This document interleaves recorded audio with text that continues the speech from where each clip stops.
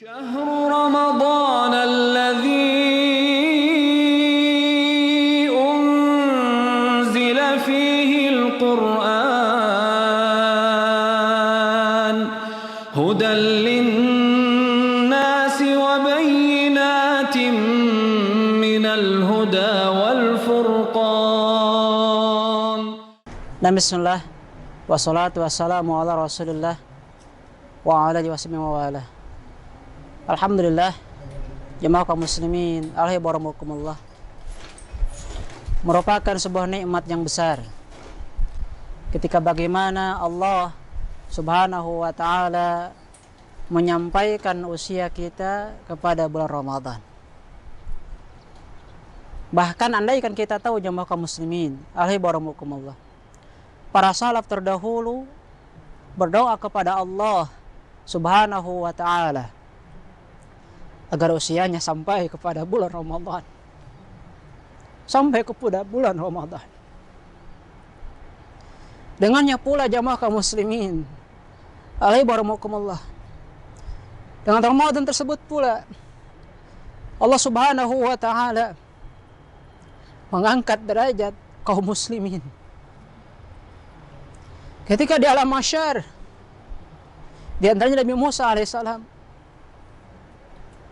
melihat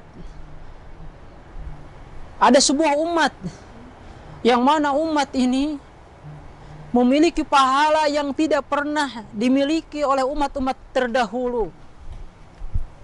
Ternyata umat ini umat Nabi yang mulia sallallahu alaihi wasallam. Bahagianya diri ini ketika memasuki bulan Ramadan.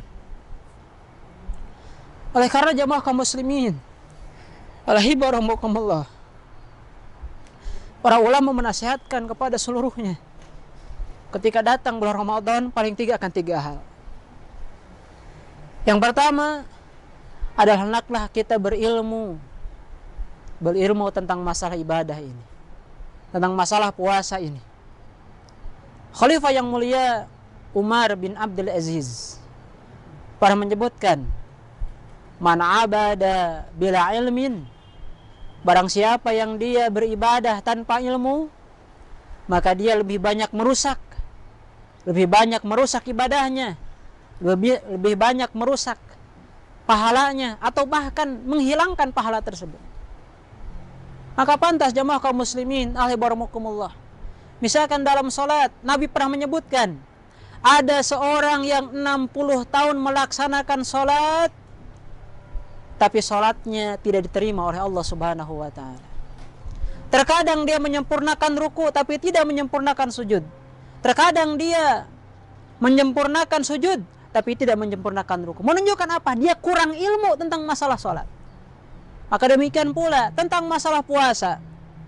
Jemaah kaum muslimin, hadirlah majlis-majlis yang di dalamnya menjelaskan tentang ilmu berpuasa, rukunnya, syaratnya, fardu-fardunya, dan yang lainnya.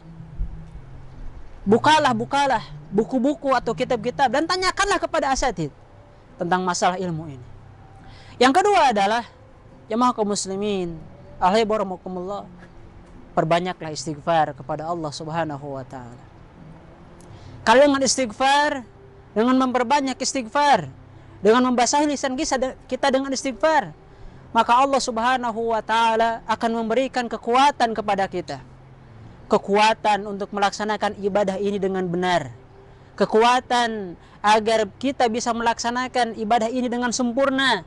Kekuatan apabila kita bisa memberikan perbaikan diri, baik terhadap hubungan kita dengan Allah, baik hubungan kita dengan istri kita, baik hubungan kita dengan orang tua kita, baik memperbaiki hubungan dengan orang tua kita, tetangga kita, dan yang lainnya.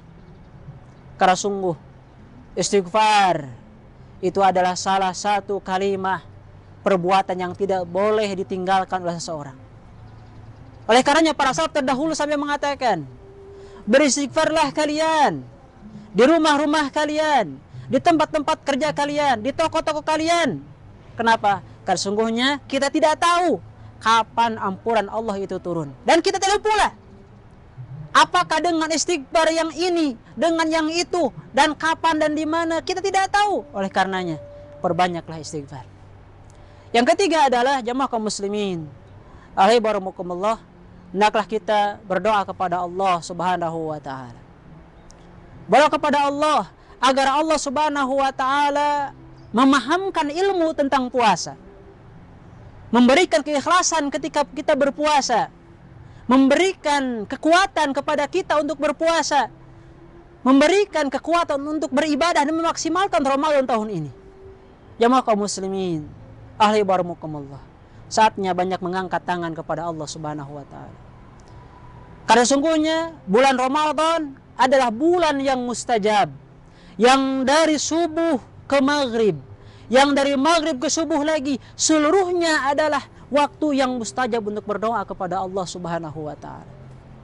Andaikan hati kita telah hilang di bulan-bulan sebelumnya, hilang di waktu-waktu sebelumnya, jauh dari ketaatan kepada Allah Subhanahu wa taala, maka temukanlah hati kita pada Ramadan tahun ini. Temukanlah hati yang taat kepada Allah Subhanahu wa taala pada tahun ini. Temukanlah hati tersebut. Karena sungguhnya orang yang akan bertemu dengan Allah adalah orang yang memiliki hati yang selamat. Demikian, dan kita berdoa kepada Allah, semoga Allah Subhanahu wa taala memberikan keikhlasan dalam kegiatan ibadah kita dan memberikan kekuatan kepada kita untuk istiqamah dan diwafatkan dalam husnul khatimah.